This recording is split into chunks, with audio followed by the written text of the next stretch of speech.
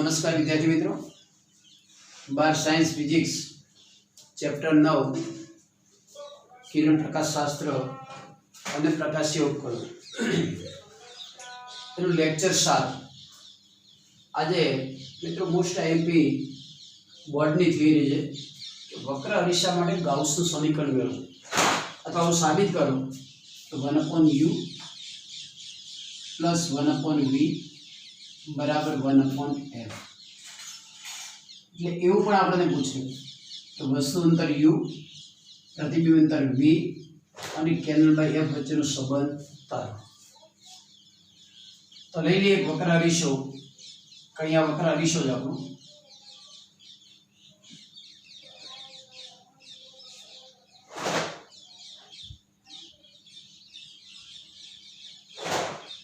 अंतर्गोल अरीसो। आ अंतर्गोल अरीसानी मुख्य अक्ष ध्रुव P, मुख्य केंद्र F, वक्रता केंद्र C।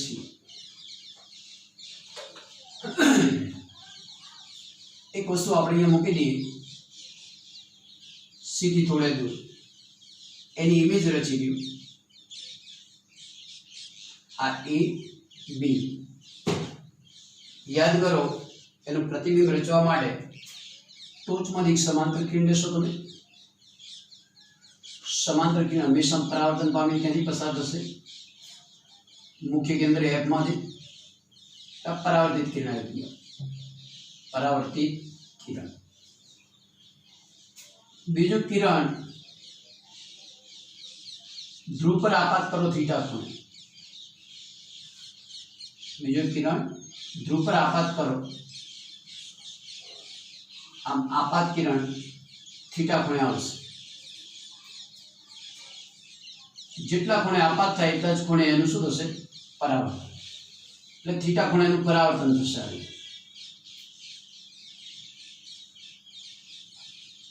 એટલે આ પરાવર્તિત કિરણ થઈ ગયો આપણું, આ બે પરાવર્તિત કિરણ।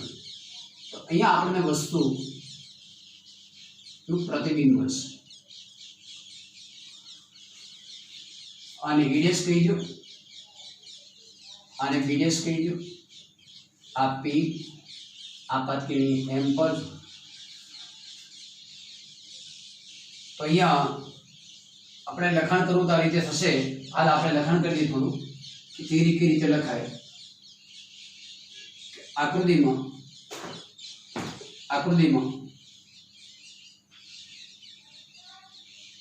अंतर्गोल अरीसानी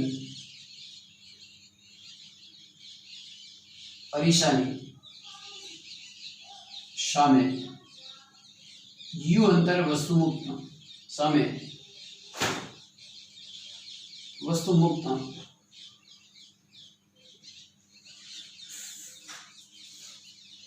रचातु प्रतिबिंब दर्शावे छे।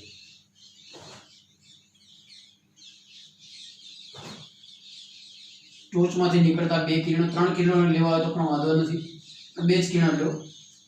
टोच मांथी निकळता बे किरणों परावर्तन पामी ए डैश आगळ भेगा मळे माटे ए डैश आगळ प्रतिबिंबनी टोच मळशे आपणने। आ एक स्पष्टता करवानी जरूर नथी कि आकृतिमां अंतर्गोल अरीसानी सामे वस्तुमुक्त रचातुं प्रतिबिंब दर्शावे। आ आपणुं वस्तु अंतर u, वस्तु मूकेली छे वस्तु अंतर u।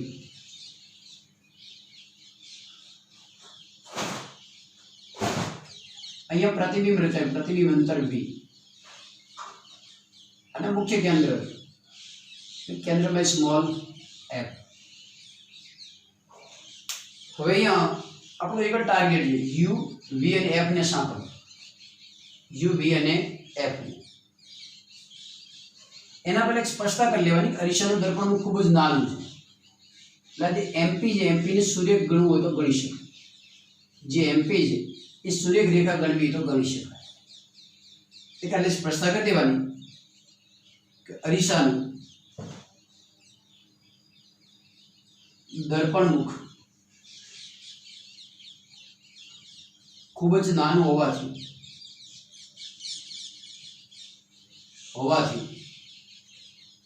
सूर्य गणी शकाय।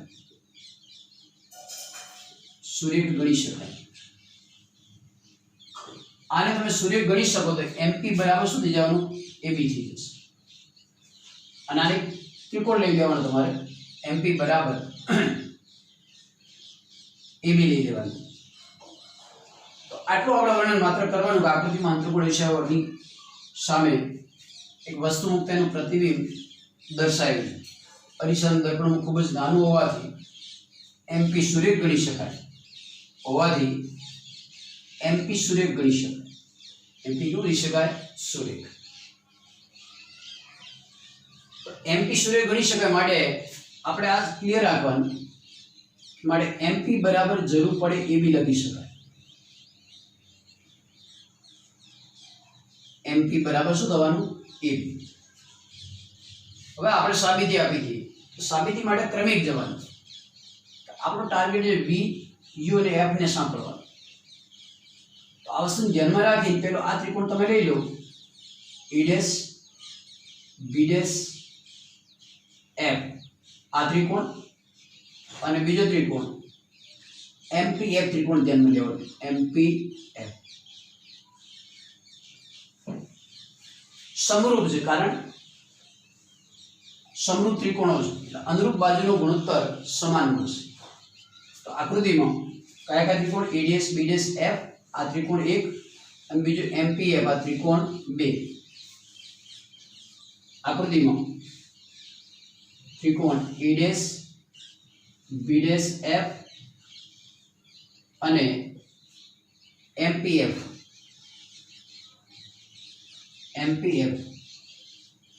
ત્રિકોણ MPF સમરૂપ તો સમરૂપ હોય એટલે મિત્રો અનુરૂપ બાજુનો ગુણોત્તર હંમેશા સમાન હોય એટલે A' B' upon MP કરો B' F ભાગ્યા શું કરી દો FP આ રીતે A' B' ભાગ્યા MP A' B' ભાગ્યા MP B' F ને અનુરૂપ બાજુ FP થશે તો PF થશે B' F ભાગ્યા FP કરી દઈએ ચલો B' F ભાગ્યા FP હવે MP બરાબર આપણે શું લખી શકીએ AB એટલે મૂકી દો A' B' upon AB બરાબર B' F upon FP B' F upon FP હવે આમાં થોડું આપણે આગળ વધીએ B' F એટલે આટલું થાય એટલે નથી U બનતું નથી V બનતું તો આપણે B' F ને આ રીતે લખી દઈએ B' P માંથી FP ને શું કરી દો બાદ B' F શોધવું છે તો B' P માંથી FP ને શું કરી દો બાદ એટલે આવું લખી શકીએ કે B' P minus FP upon FP આને સમીકરણ નંબર 1 આપી આને શું આપી દો સમીકરણ નંબર 1 ફરીથી કીધું ત્રિકોણ 1 અને 2 સમરૂપ છે તો A' B' F અને MPF આ ત્રિકોણો સમરૂપ છે અનુરૂપ બાજુ A' B' અનુરૂપ બાજુ MP થાય BF બાજુના અનુરૂપ FP બાજુ થાય તો ગુણોત્તર લઈ લીધો હવે MP બરાબર આપણે શું મૂકી શકીએ AB બરાબર B' F upon FP B' F કેટલું છે તો B' F કેટલું B' P minus FP થી આને કહીએ સમીકરણ નંબર 1 હવે સેમ એક આવો આપણે ગુણોત્તર લાવો A' B' upon AB વાળો ગુણોત્તર એક લાવવો પડશે પછી સરખાવવાનો એવો ગુણોત્તર લાવવા માટે ફરીથી આપણે ત્રિકોણ લઈ લો A' B' P વાળો ત્રિકોણ આખો ત્રિકોણ લઈ લો આખો ત્રિકોણ એનો ત્રિકોણ નંબર 3 થઈ આ આખા ત્રિકોણ આપણે શું કીધું ત્રિકોણ નંબર 3 A' B' P અને ABP ત્રિકોણ નંબર 4 થઈ તો એ પણ સમરૂપ ત્રિકોણો એકરૂપ નહીં પણ કેવા સમરૂપ એટલે આપણે લખી શકીએ કે ત્રિકોણ A' B' F ની પણ આવતી A' B' P અને ત્રિકોણ ABP સમરૂપ ત્રિકોણો समरूप त्रिकोण छे। એટલે ફરીથી આપણે શું લઈ શકીએ અનુરૂપ બાજુનો ગુણોત્તર। અહીંયા ઉપર તમે શું રાખો a ડેશ b ડેશ, તો a dash b dash upon ab રાખો, a dash b dash upon શું રાખી દો ab, b ડેશ p ભાગ્યા bp કરો, b ડેશ p ભાગ્યા શું કરી દો bp। अनुरूप बाजू b डैश p ने अनुरूप बाजू શું બનશે ત્રિકોણની bp બાજુ બનશે। આ આવ્યું આપણું સમીકરણ નંબર 2। સિમ્પલ વસ્તુ છે a ડેશ b ડેશ ભાગ્યા ab, a dash b dash ભાગ્યા ab, તો બે બાજુને તમે શું સર કરી શકો સરખાઈ શકો। તો સમીકરણ 1 બરાબર 2 લેતા બેને સરખાઈ દો, આ સમીકરણને આ બેને શું કરી દો સરખાઈ દો, આટલું આપણે કાઢી નાખીએ અને તો સમીકરણ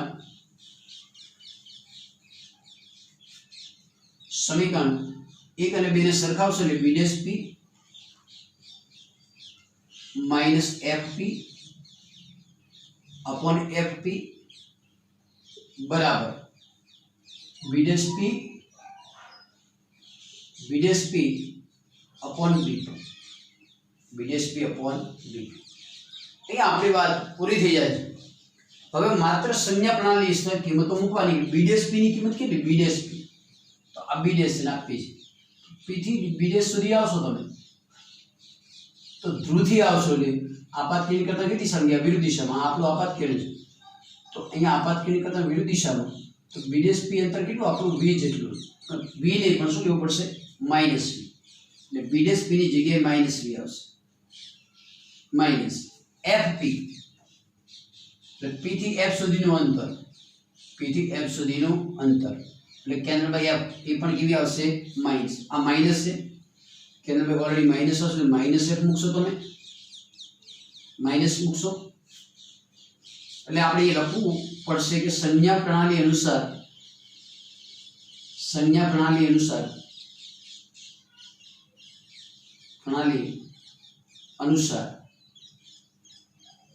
કિંમતો મૂકો, b ડેશ p ફરીથી b ડેશ p એટલે p થી b ડેશ સુધી આવવાનું, કેટલું અંતર છે b, પણ કેવું લેશો માઈનસ fp, p થી f આપાત કિરણ કરતા કઈ દિશામાં વિરુદ્ધ દિશા, કેન્દ્ર બાય જેટલું અંતર minus f upon fp, fp કેટલું આવશે કેન્દ્ર બાય f જેટલું એટલે છેદમાં ફરીથી માઈનસ f બરાબર b ડેશ p એટલે ફરીથી પાછું v આવશે, પણ કેવું v આવશે minus v upon bp, b થી p સુધીનું અંતર u પણ એ પણ કેવું આવશે આપાત કિરણ કરતા વિરુદ્ધ દિશામાં એટલે માઈનસ u આવશે, ફરીથી b ડેશ p v પણ કેવું માઈનસ fp કેન્દ્ર બાય f એ પણ માઈનસ, ફરી b dash p minus v અને bp b થી p સુધીનું અંતર u પણ એ પણ આપાત કિરણ કરતા કઈ દિશામાં વિરુદ્ધ દિશા, આ માઈનસ માઈનસ સુધી u plus, minus minus plus, અહીંયા પણ આ પ્લસ થઈ જશે, લાવ થાય minus v plus f upon minus f બરાબર v બાય u, આ માઈનસ નિશાની ઉપર આવી ગયો તો આ માઈનસ થી પ્લસ થઈ જાય, પ્લસ થી માઈનસ લાવ થઈ જાય v minus f upon f બરાબર v બાય u, બરાબર શું થશે v બાય u। દરેક પદને અહીંયા આને f વડે ભાગી દો, આને પણ f વડે ભાગો, આને પણ f વડે ભાગો, પ્લસ આ f છે તો v બાય f માઈનસ 1 બરાબર v બાય u, ખબર પડે બાર સાયન્સમાં, પ્લસ અલગ કરી v બાય f કર્યું f બાય f એટલે માઈનસ 1, ચલો 1 ને પેલી બાજુ માઈનસ ને બદલે શું થઈ જવું પ્લસ, તો 1 પેલી બાજુ લેજો એટલે v બાય f બરાબર v બાય u પ્લસ 1, દરેક પદને v વડે ભાગો, આને પણ v વડે ભાગો, આને પણ v વડે ભાગો, આને પણ v વડે ભાગો, દરેક પદને v વડે ભાગજો, દરેક પદને v વડે ભાગ, અને v વડે ભાગશો એટલે 1/f, આને v વડે ભાગશો એટલે 1/u, અને v વડે ભાગશો એટલે 1/v. તો મિત્રો આ જે સમીકરણ મળ્યું એને ગાઉસનું સમીકરણ કહેવાય. શેનું સમીકરણ કહેવાય? અરીસા માટે ગાઉસનું સમીકરણ, અથવા બીજા શબ્દોમાં વસ્તુંતર u, પ્રતિબિંબ અંતર v અને કેન્દ્ર f વચ્ચેનો સંબંધ દર્શાવતું સમીકરણ મેળવો. તો એકદમ સિમ્પલ છે થિયરી, અને પૂછાય પણ થિયરી છે. કઈથી બે કિરણો લે તો એના છે 3 કિરણો આપણે લેવા જરૂરી નથી. એક સમાંતર ગયું f માંથી પાછું કર્યું, બીજું ધ્રુવ પર આપાત કર્યું, એટલા ખૂણે પરાવર્તન પામ્યું, તો એ પ્રતિબિંબ મળી ગયું તમને, અને પ્રતિબિંબનું વર્ણન કરતા તમને ફાવે. આપણે ખાસ સ્પષ્ટતા કરવાની આ અરીસાનું દર્પણનું ખૂબ નાનું છે, એટલે એમપી ની સીધી રેખા ગણવી તો ગણી શકાય, અને સીધી રેખા ગણવું તો જેટલું એબી હશે એટલું શું હશે? એમપી હશે. પછી તો માત્ર સમરૂપ ત્રિકોણો ધ્યાનમાં લેવાના. પહેલા કયા ત્રિકોણો લેશો? A dash, B dash, F અને એમપીએફ. આ બે ત્રિકોણ ધ્યાનમાં લેવાના. એમાં ઉપર કોને રાખો? એ ડેશ બી ડેશ ભાગ્યા એમપી, બી ડેશ એફ ભાગ્યા એફ, બી ડેશ એફ ભાગ્યા એફ. હવે એક જ કામ સાથે લઈ લો તમે. એમપી બરાબર કેટલા મૂકી દો? AB, B dash F upon FP, B dash F, B dash F, એટલે આ અંતર કેટલું? તો આ અંતર બી ડેશ પી માંથી એફપી ને બાદ કરવાનું, એટલે બી ડેશ પી માઈનસ એફપી. સમીકરણ 1 આપ્યું. પછી ત્રિકોણની જોડ લેવાની તમારે. એ ડેશ, બી ડેશ પી અને એ બી પી, એમાં એફ આવશે નહીં. તો A dash B dash upon A B, B dash P upon BP, B dash P upon B. બે સમીકરણ તમે સરખાઈ દીધા. આવું મળી ગયું તમને. બી ડેશ પી સંજ્ઞા પ્રણાલી અનુસાર શું મળશે? બી ડેશ પી, તો પી થી આવવાનું ક્યાં સુધી? બી ડેશ સુધી. શું છે તમારું? પ્રતિબિંબ અંતર. અહીંયા પ્રતિબિંબ એટલે પ્રતિબિંબ અંતર આપાત કિરણ કરતા વિરુદ્ધ દિશામાં એટલું આવશે માઈનસ. ઓલરેડી માઈનસ છે એફપી, તો એફ થી પી સુધી આયા, તો એફ કેવું આવશે? માઈનસ. માઈનસ માઈનસ આ પ્લસ થઈ જશે. બી ડેશ પી વી આવશે, વીપી તમારું શું આવશે? માઈનસ યુ આવશે, બીપી. સારું તમને ફાવે? એટલે અંતે આપણો જવાબ આવશે 1/f બરાબર 1/u પ્લસ 1/v. અને અરીસા માટે ગાઉસનું સમીકરણ કહેવાય. ઘણી વખત f બરાબર r/2 મૂકી દો તમે, તમને આ સંબંધ યાદ હશે. r બરાબર 2f, r બરાબર 2f, f બરાબર r/2 મૂકો તમે, તો અહીંયા r/2 મૂકી દો. આ સંબંધ આ રીતે લખાય કે 2/r બરાબર 1/u પ્લસ 1/v. એટલે મિત્રો જ્યારે હવે પછીના જે આપણે એક્ઝામ્પલ આવશે એમાં આપણે કોઈ પણ બે વસ્તુ આપીશું. ધારો કે u ને v આપ્યા તો f મળે, u ને f આપ્યા તો v મળે. તો આવા ઘણા બધા એક્ઝામ્પલ આપણે સોલ્વ કરવાના થશે, એટલે સૂત્ર આપણે યાદ હોવું જોઈએ. અને આ સૂત્ર વાપરતી વખતે ફરીથી સંજ્ઞા પ્રણાલી આપણે કમ્પલસરી વાપરવી પડે. એવું નથી કે એક વખત વાપર્યા પછી બીજો કોઈ વાપરવાનું થતું નથી. એનું કારણ છે કે ઓલરેડી તમે વાસ્તવિક પ્રતિબિંબ રચ્યું, ઘણી વખત તમને આભાસી પ્રતિબિંબ પણ મળી શકે છે. એટલે ફરજિયાત આ સમીકરણ વાપરતા ફરીથી તમારે સંજ્ઞા પ્રણાલીને અનુસરવી પડે, અને અગત્યની થિયરી હોવાથી આપણે તૈયાર પણ કરવી પડશે.